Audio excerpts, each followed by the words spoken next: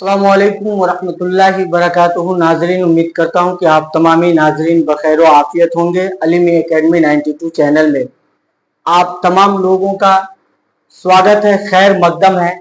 तो साथियों, आज फिर से मैं एक नई और लेटेस्ट वीडियो के साथ हाजिर हो गया हूँ। तो शुरू से ही मैं गुजारिश करता हूँ कि आप वीडियो को ज़्यादा से ज़्यादा लाइक करें और इसको शेयर कर दिया करें। तो आज आपके बीच बहुत ही इम्पोर्टेंट और दिलचस्प सबक लेकर के आया हूँ, जिसका बोल है आर्यभट्ट और त्रिगुणा। चैप्टर नंबर 11 है, जिसका टाइटल है आर्यभट्ट और त्रिगुणा। आज हमें जानना है इस आर्यभट्ट, इस महान शख्स के बारे में। और इस शख्स को शायद ही कोई ऐसा स्टूडेंट होगा जो न जानता होगा कि आर्यभट्ट कौन है। तो जो लोग जानते होंगे वो भी आज जानेंगे, और जो नहीं जानते होंगे उन्हें भी आज पता लगेगा कि हमारे इस भारत की सरजमीन पे पैदा होने वाले और इस बिहार की सरजमीन पे पैदा होने वाले आर्यभट्ट की शख्सियत क्या है और उन्होंने क्या क्या काम अंजाम दिया है। उस सारे चीज को हम आज पढ़ने वाले हैं। साथियों, आर्यभट्ट जो तकरीबन आज से 1500 साल पहले पैदा होता है और अपने जानकारी से दुनिया को ये प्रूफ करके बताता है, दुनिया को बहुत सारी चीजों का सौगात देता है। आज जो हमारे बीच सिफर, जिसको जीरो बोलते हैं, इस जीरो की खोज करने वाला कोई और नहीं बल्कि वो महान शख्स आर्यभट्ट है। आज दशमलव जो पॉइंट होता है, ये दशमलव है, ये दशमलव है साथियों। इस दशमलव का खोज करने वाला भी ये महान आर्यभट्ट है। यहीं तक बस नहीं, पूरी दुनिया ये जान रही थी कि दुनिया बड़ी लंबी चौड़ी है, कितनी बड़ी है, कैसी है, ये किसी को पता नहीं था। हाँ, कुछ लोग का कहना था कि दुनिया चिपटी हुई, जमीन चिपटी हुई है, दुनिया गोल है। कुछ का कहना था दुनिया गोल है, लेकिन गोल है इसके बारे में कोई नहीं कहता था। बस दुनिया बहुत लंबी चौड़ी है, दुनिया चिपटी हुई है।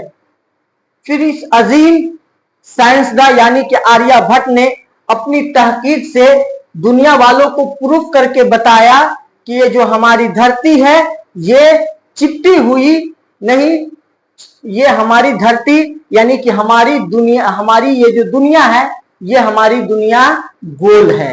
ये भी साबित करके बताया कि दुनिया क्या है, गोल है, एक संतरे की तरह। और भी बहुत सारी चीज की जानकारी इन्होंने दी।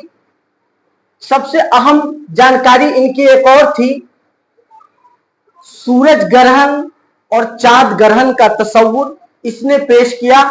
इसी अजीम साइंसदान ने बताया कि सूरज ग्रहण भी एक चीज है और चांद ग्रहण भी एक चीज है। सूरज ग्रहण क्या है, चांद ग्रहण क्या है, इस सब को हम फुल डिटेल में पढ़ेंगे। लेकिन उससे पहले कुछ जानकारी आपको मैं इस बोर्ड के माध्यम से दे देना चाहता हूं, जो पहले से मैंने लिख रखे हैं, जो आपके चैप्टर के हैं, जिसे बिहार बोर्ड बार बार टच करता है। वो सारे कुछ पॉइंट में आपके बीच रख रहा हूं। देखिए आप, आर्यभट्ट की पैदाइश पटना के मगरिब खगोल में हुई। पटना से मगरिब की जानिब एक जगह है जिसका नाम है खगोल। मगरिब बोलते हैं पश्चिम, यानी पटना से कुछ दूरी पश्चिम पे खगोल एक जगह है। इस खगोल में 476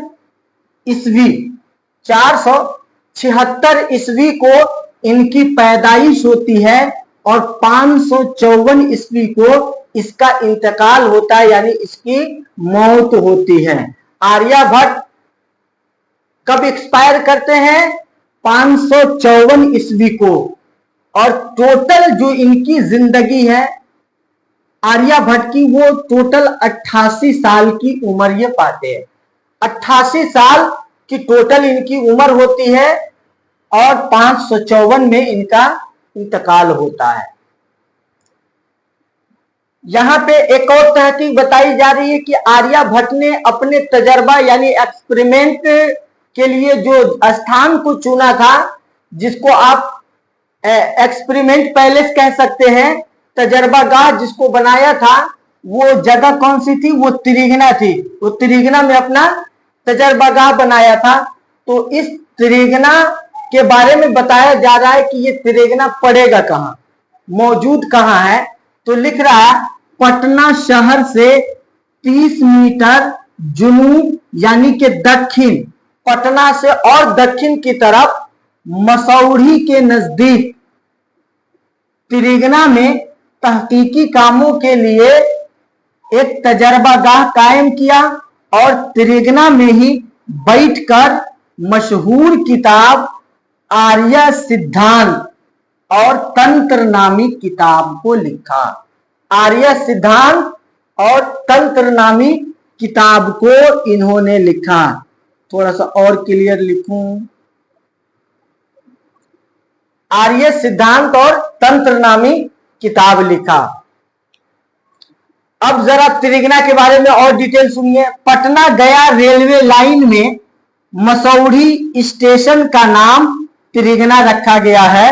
ये पटना से गया की तरफ जो लाइन गई है, इसी रेलवे लाइन में, गया वाले रेलवे लाइन में मसौढ़ी स्टेशन का नाम त्रिगना रखा गया है। अब बात की जाए कि त्रिगना पड़ेगा कहां, वो यहां बताया जाना। त्रिगना कहां है? तो त्रिगना पश्चिम में, पटना से पश्चिम में सून नदी और पूरब में, त्रिगना के पश्चिम में सून नदी और पूरब में पुनपुन नदी के बीच में है।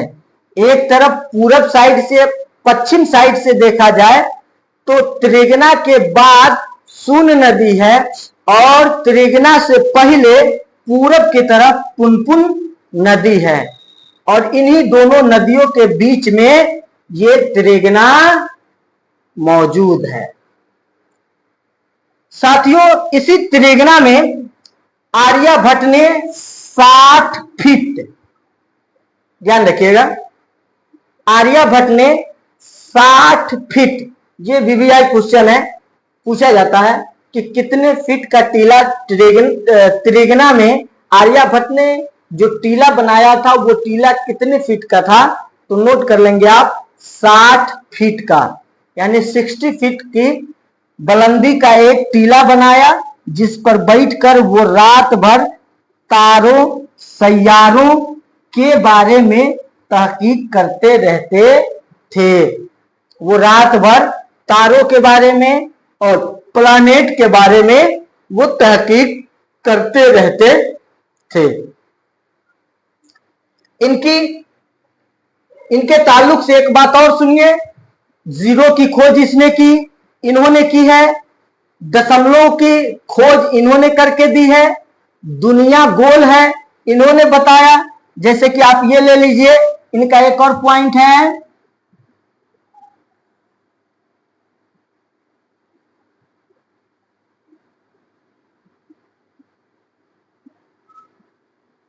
जीरो की खोज इन्होंने ही किया।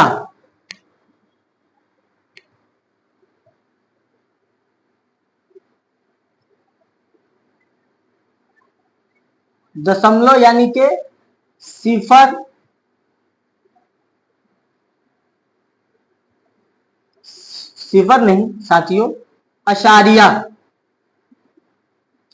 आशारिया बोले तो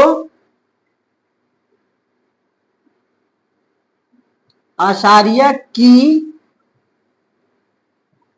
खोज भी इन्होंने किया।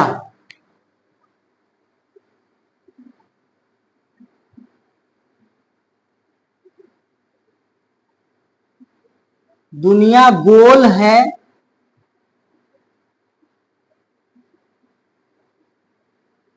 ये बात भी आर्यभट्ट ने बताया। ये सारे पॉइंट इन्होंने बताए। अब देखें, इन्होंने सूरज ग्रहण का भी थिंकिंग दिया था। सूरज ग्रहण क्या चीज है, तो याद रखे, ग्रहण बोलते हैं किसी चीज पे किसी चीज का साया पड़ जाना, किसी चीज का किसी चीज पे साया पड़ जाना, ये ग्रहण कहलाता है। यानी किसी तारे या किसी सैयारे का किसी दूसरे सैयारे पे साया का पड़ जाना, यही ग्रहण कहलाता है। और दुनिया का जो सबसे खतरनाक और सबसे अहम सूरज ग्रहण हुआ था, वो कब हुआ था, वो 2009 को हुआ था। ये पॉइंट भी मैं आपको बताऊंगा, सूरज ग्रहण की पूरी एक वो बनेगी इस पे, वो आपको देखने को, मैं एक एक पॉइंट को क्लियर कराता चलूंगा। लेकिन पहले हम जान लेते हैं कि 2009 में सबसे बड़ा सूरज ग्रहण हुआ था। सबसे बड़ा सूरज ग्रहण ये हुआ था 2009 को। देखिए, 21वीं सदी का सबसे बड़ा सूरज ग्रहण 22 जुलाई 2009 ईस्वी को हुआ था। हम और आप इस बात को जानते हैं, सबसे बड़ा सूरज ग्रहण ये 22 जुलाई को। और मुकम्मल सूरज ग्रहण यानी सबसे बड़ा सूरज ग्रहण 125 साल के बाद एक मर्तबा होता है। अमेरिका के साइंसी इदारा यानी के नासा के एक साइंसदान है जिसका नाम है जे एंड रसन, जो 20 सालों से, तकरीबन 20 सालों से ये तहकीक कर रहे थे। क्या तहकीक कर रहे थे? 2008 ईस्वी में वो इस नतीजे पे पहुंच गए। 2008 में तहकीक करते करते 200 पेज यानी 200 सफ़हात पर एक तफसीली रिपोर्ट पेश की और मुनासिब मकाम त्रिगना बताया। एक रिपोर्ट तैयार की, 200 पेज, यानी 20 सालों तक तहकीक करते रहे और इस 20 साल तहकीक करके 200 पेज की एक किताब लिखा। उस किताब में ये बताया कि इसके लिए सबसे बेहतरीन जगह, सूरज ग्रहण का पता लगाने के लिए सबसे बेहतरीन जगह कोई हो सकती है तो वो है त्रिगना को बताया कि यही वो मुनासिब जगह है जहां से हम सूरज ग्रहण को बहुत अच्छे से देख सकते हैं। और इसकी वजह ये थी, जो जे एंड रसन ने अपनी किताब में बताया कि त्रिगना एक ऐसी जगह थी जहां पे कभी सालों साल बादल छाते ही नहीं, मौसम हमेशा एक तरह ही होता है। जुलाई 2009 के पूरे महीने मुल्की अखबार में खबर आती रही। मुल्क और गैर मुल्क के साइंसदान ये इस बात का कि 2009 में सूरज ग्रहण, सबसे बड़ा सूरज ग्रहण होने वाला है, ये खबर मुल्क के तमाम अखबारों में शाये होती रही। इसका प्रचार होता रहा कि 2009 में 22 जुलाई को सबसे बड़ा सूरज ग्रहण होने वाला है। तो जैसे यह खबर शाये हुई तो मुल्क और गैर मुल्क के साइंसदान बिहार की राजधानी पटना पहुंचने लगे। ये खबर सुन करके कि हम भी देखें, हम भी पता लगाए। और साइंसदान का काम ही होता है रिसर्च करना, पता लगाना। तो पता लगाने के लिए बिहार की राजधानी पटना लोग पहुंच गए। और पटना में कौन कौन लोग पहुंचे थे? अमेरिका के नासा और इसरो की तहकीकी इदारा भी पहुंच गए। अमेरिका के नासा और इसरो की तहकीकी इदारा ये भी पहुंच गए। पोलैंड के साइंसदान और नैनीताल के रिसर्च इंस्टीट्यूट के साइंसदान भी बिहार की राजधानी पटना पहुंच गए। कौन कौन? अमेरिका के नासा और इसरो, पोलैंड के तमाम साइंसदान, नैनीताल के रिसर्च इंस्टीट्यूट के वो तमाम साइंसदान, सारे के सारे बिहार की राजधानी पटना पहुंच गए साथियों।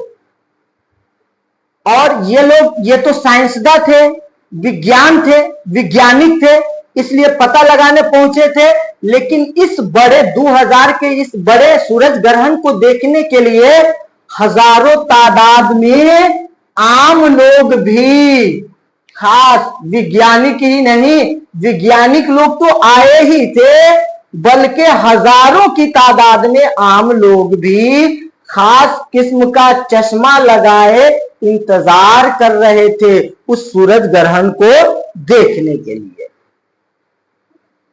देखिए, तो जब सारे लोग इंतजार में हैं कि अब सूरज ग्रहण होगा, अब सूरज ग्रहण होगा, बताया गया था सुबह 9:29 और 58 का वो लम्हा आ ही गया कि अनकरीब लोग सूरज ग्रहण, मुकम्मल सूरज ग्रहण का अपनी आंखों से दीदार करते सारे लोग जिज्ञासा थे और सारे के सारे क्या थे, इस उम्मीद पे थे कि आज हमें मुकम्मल सूरज ग्रहण देखने को मिलेगा। लेकिन कुदरत को कुछ और ही मंजूर थी कि अचानक ठीक इसी समय पे चारों तरफ बादल छाए, आंधी आ गई, इतनी बला की तूफान आई कि चारों तरफ अंधेरा छा गया। अंधेरे की कैफियत इतनी ज्यादा थी कि जो परिंदे अभी अपने घोंसले से चरने के लिए निकले हैं, वो परिंदे भी वापस अंधेरे की वजह से घर चले आए। जो जानवर चरने के लिए गए थे, वो सारे के सारे जानवर घर चले आए कि रात फिर से हो गई है, ये आलम था। और इतना अंधेरा छा गया कि लोगों की नजर उस आसमान पे रहने वाले चांद सूरज और चांद ग्रहण और सूरज ग्रहण को पता क्या लगाते, वो अपने से कुछ दूरी पे सही से नहीं देख पा रहे थे। तो ये जो 2009 का सूरज ग्रहण था, वो कल भी हमारे लिए अजनबी था और आज भी हमारे बीच वो अजनबी है। ये राज खुल ही नहीं पाया, इसलिए कि कुदरत ही ने ये राज खुलने नहीं दिया। लेकिन अब इस राज को खुलने के लिए हमें 123 बरस इंतजार करना पड़ेगा। अब पता नहीं हम उतने दिनों तक जिंदा रहेंगे या नहीं। जो हमारी जनरेशन के छोटे मोटे बच्चे हैं, वो जिंदा रहेंगे तो वो देखेंगे, उन्हें पता लगेगा कि सूरज ग्रहण क्या है। कहीं ऐसा ना हो कि इस बार भी ऐसा 2009 में जैसा हुआ, वो 123 साल के बाद भी कहीं ऐसा न हो जाए, तो उनके लिए भी राज रह जाएगा। जैसे आज हमारे लिए राज है, वैसे उनके लिए भी राज रह जाएगा। तो साथियों, ये इतनी जानकारी को मैं समझता हूं कि पहले आप अपने मेमोरी में सेव करें और इसका आप ले ले स्क्रीन शॉट।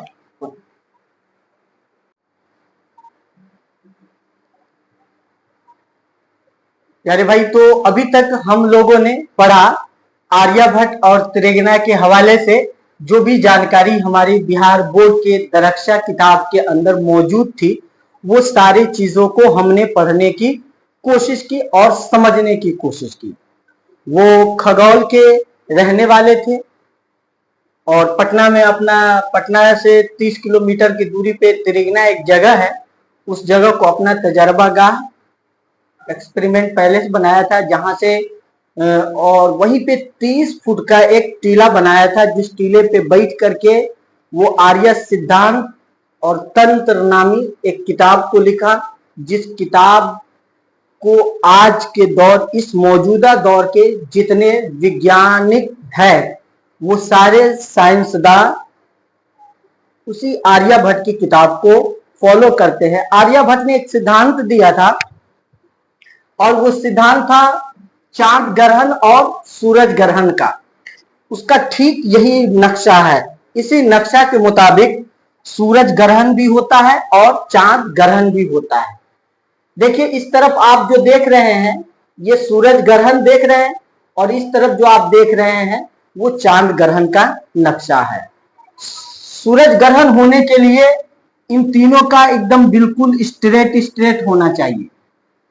आपको एक बात और पता होना चाहिए साथियों कि ये जो सूरज है अपनी जगह पे ये हमेशा रुका रहता। साइंस की माने तो साइंस के अकॉर्डिंग ये सूरज अपनी जगह रुका हुआ है और ये जो अर्थ है इस सूरज का ऐसे ऐसे चक्कर लगाते हैं, ये ऐसे ऐसे चक्कर लगाते हैं पूरा। ये अर्थ इस सूरज का इस घेरे पे चक्कर लगाते हैं।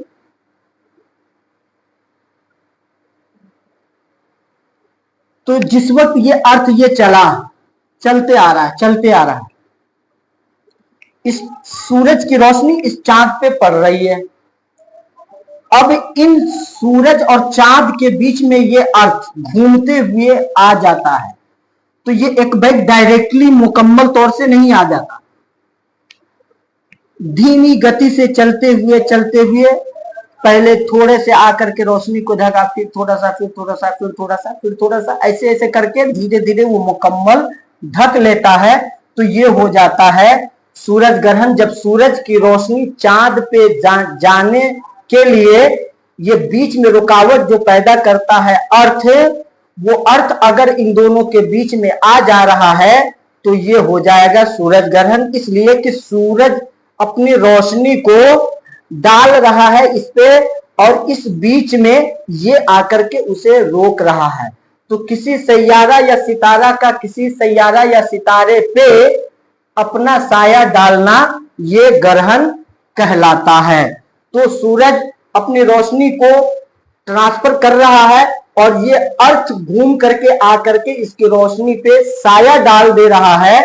तो गोया के सूरज अपने साया को भेजा, अपने रोशनी को भेज रहा है, लेकिन ये जो अर्थ है इसकी सारी रोशनी को ऑब्जर्व कर लिया, सारी रोशनी को ऑब्जर्व कर लिया, रोक दिया।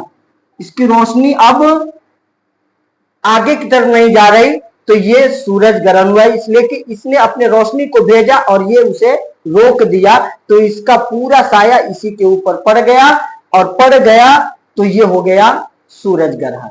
अगर हम दूसरी तरफ बात करें तो वो है चांद ग्रहण की। तो देखिए अर्थ चक्कर लगाता है किसका? सूरज का, और इस अर्थ का भी एक चक्कर लगाता है कौन? मून, चांद। तो ये चांद भी अपना चक्कर लगाएगा, चक्कर लगा रहा है।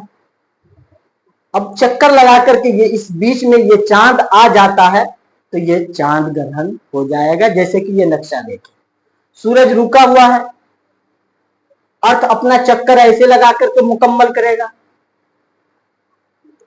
लेकिन ये जो मून है चांद, ये चांद अपना चक्कर लगाएगा। ये देखिए ऐसे,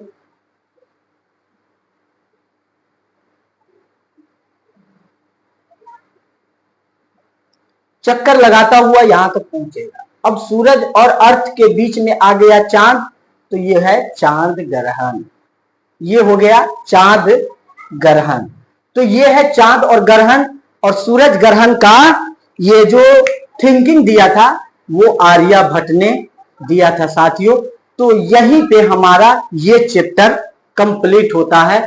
उम्मीद करता हूं कि इस चैप्टर के संबंधित जो भी बातें मैंने आपसे की वो सारी बातें आपको समझ में आई होंगी। अगर वो सारी बातें समझ में आती है तो वीडियो को लाइक कर देंगे, ज्यादा से ज्यादा इसे शेयर करें अपने और अपने पड़ोसी के पास, और जो लोग इस चैनल पे नए हैं वो इस चैनल को सब्सक्राइब कर देंगे, साथ में बेल आइकन को दबा देंगे ताकि हर रोज आने वाली वीडियो का नोटिफिकेशन सबसे पहले आपको मिल सके।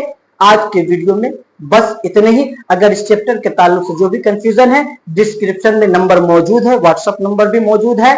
आप जो भी आपको क्वेश्चन हो आप व्हाट्सएप नंबर से आप कांटेक्ट करें, आपके सारे क्वेश्चन का सलूशन अलीमी एकेडमी 92 चैनल की जानिब से मिलेगा। आज की वीडियो बस इतनी, इजाजत चाहते, खुदा हाफिज, अस्सलाम वालेकुम।